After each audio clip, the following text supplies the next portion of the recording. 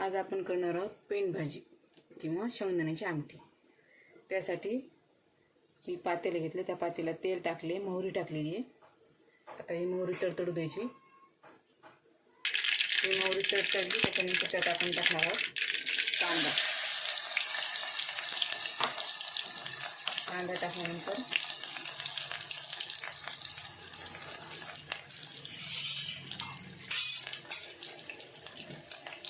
हे लसूण अद्रक कुटून घेतले ते टाकायचे।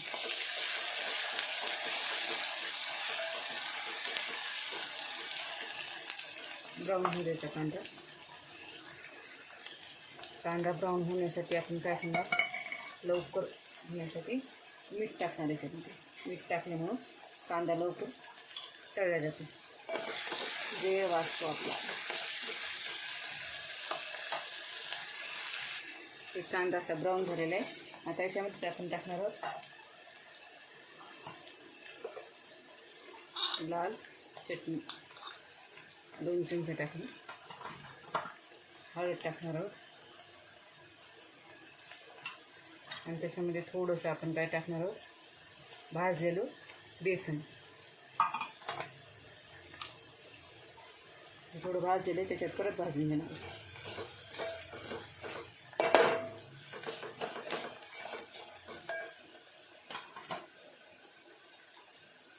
आता त्याच्यात आपण टाकणार आहोत पाणी।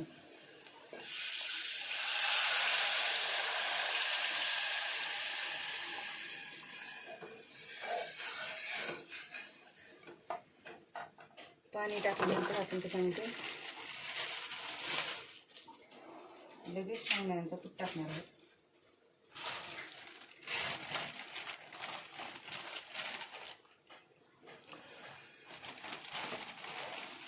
घट्ट पातळ आपल्यानुसार करायचं आपण। तसं थोडं बेसन टाकलं ना ते घट्ट होतं, त्याला ऑटोमॅटिक दाटसरपणा येतो। आणि लगेच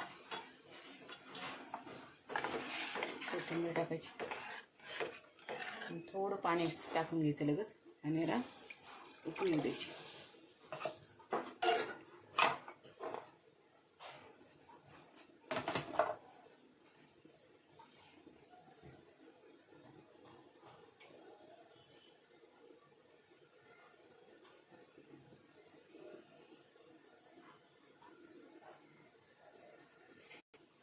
हे बघा आपली तशी आता आमटी पेंड भाजी उकळलेली। थोडा वेळेला उकळू द्यायची।